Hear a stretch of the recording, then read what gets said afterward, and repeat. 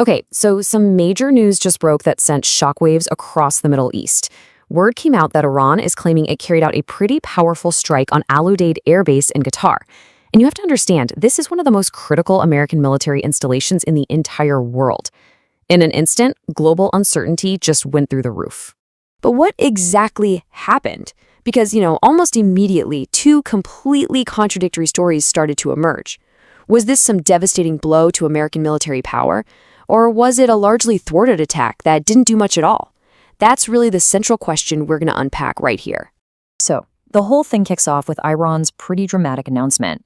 They declared a powerful strike against this massive, strategic American military base. And that alone immediately put the entire region, and really the whole world, on high alert. And within minutes, this news was absolutely everywhere.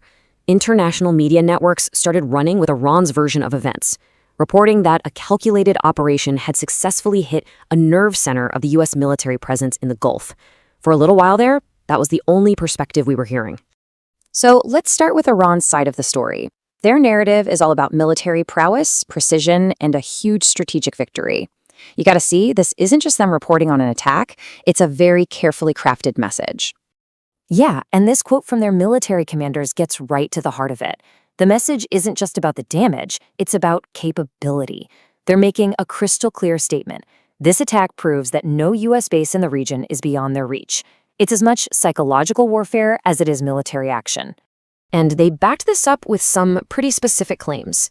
Iranian state media reported that precision missiles were fired, that they flew right past advanced U.S. air defenses, and that they smashed into vital infrastructure.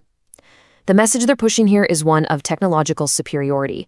Basically, they're trying to convince the world their offense can beat America's very best defense. But for several hours, while all this was unfolding, you heard nothing but silence from the other side.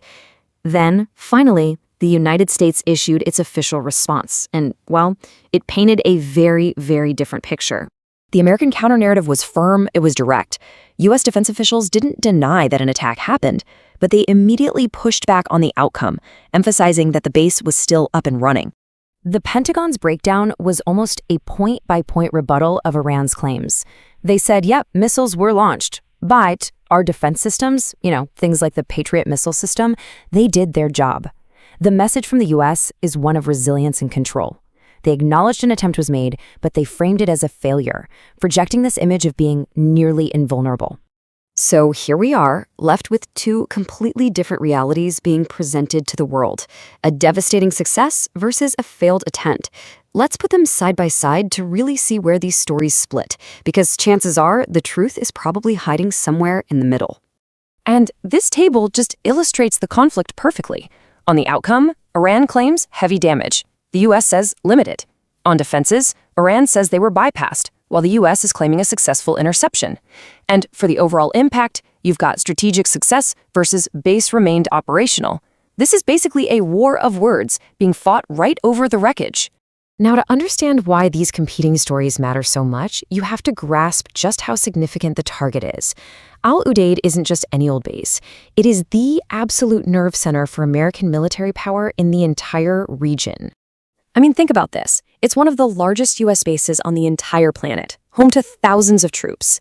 It's the central hub for all U.S. air operations in the Middle East. We're talking everything from fighter jets to spy planes. It's got the advanced command centers that direct military activity across a huge area. So when you target Al Udeid, you're literally targeting the brain of U.S. operations. So here's the crucial point.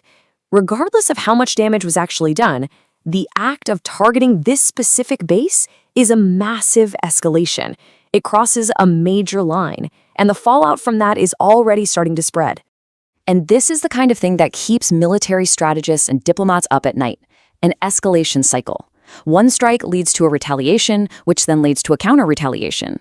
Each step gets more and more intense, and it could potentially spiral out of control into a much wider, way more devastating regional conflict.